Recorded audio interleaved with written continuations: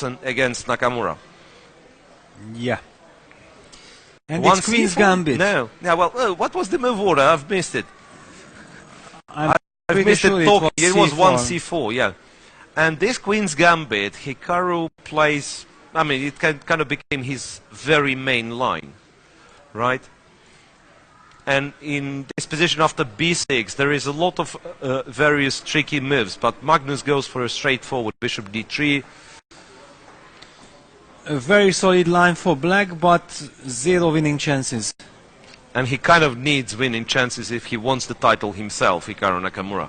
I mean, yeah, draw against Magnus with black, nobody would mind that under different circumstances, right? But, yeah, but his opening choice basically indicates that he is not so much interested of winning this game. But yeah, it's kind of winning at any cost, right? Yeah. I mean, if he would be given a chance, if he will be given a chance, of course, he will try to take it. But safety first approach. Yeah, safety first.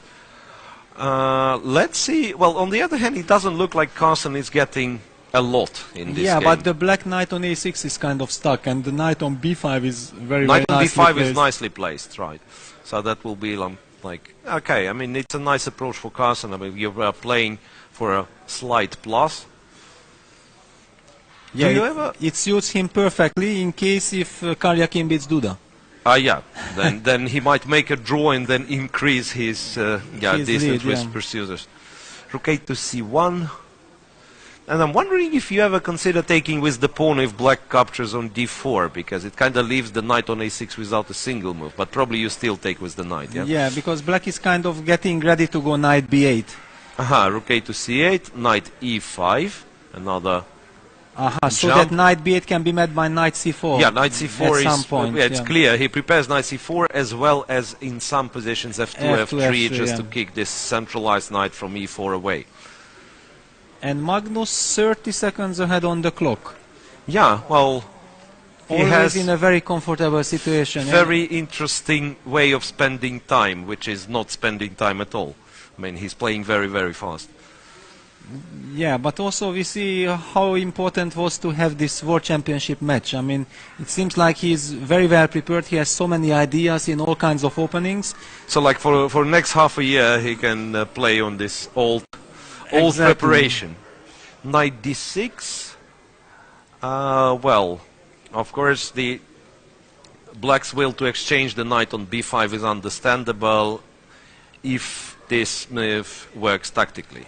Yeah, white has a move like knight g6, but do you want to change those pieces or not? Yeah, that's hard to tell, right? Because knight g6 might secure slight advantage, but maybe white thinks that I'm better anyway, so... right, maybe I go knight g6, and if black takes with h-pawn, maybe I take on d6 with the bishop. Maybe I want to keep the bishop.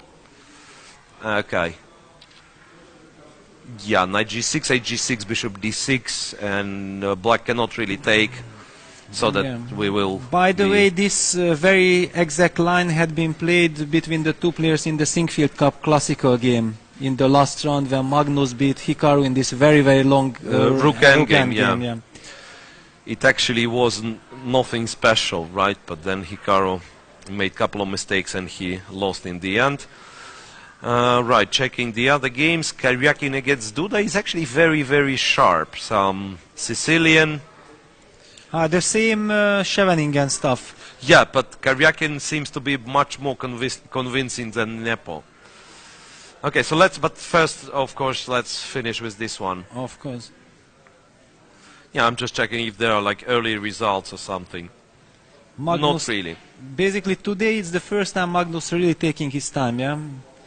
And finally went for knight takes d6, bishop d6.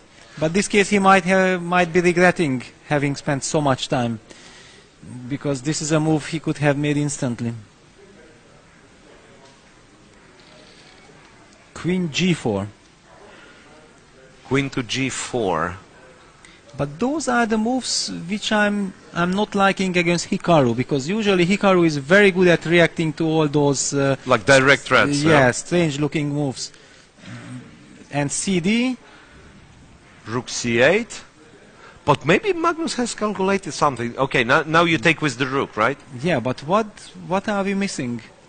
some is brilliant it knight tactics. f7? Yeah, if rook takes Rook c8, c8, knight takes f7, bishop f4, queen takes e6, threatening this, But then knight c5. It's now with queen on b7, it's not mate because I'm covering the so f7 it will be square. a perpetual only. But if you take ed4, then black goes queen e4, for example, Well, or black whatever. might be, or yeah. not might be, but better already, it feels like. Wow, what? What is Knight takes so f7, yeah. Magnus He does goes play, for and Hikaru immediately grabs on f4, queen takes e6, knight c5, knight h6. It will be a draw. Yeah. It will be a draw. There is no this motive of queen g8, knight f7 mate, because the black queen is on b7. Nice game. Yeah. And kudos to Hikaru for defending somewhat inferior position. But it was very strange. Hikaru was shaking his head at the end after knight takes f7, but I mean basically during the whole game he was dreaming to escape with a draw. Okay, but that's typical Hikaru. Let's switch to board 2. If it's still in progress, I think Karyakin might get a very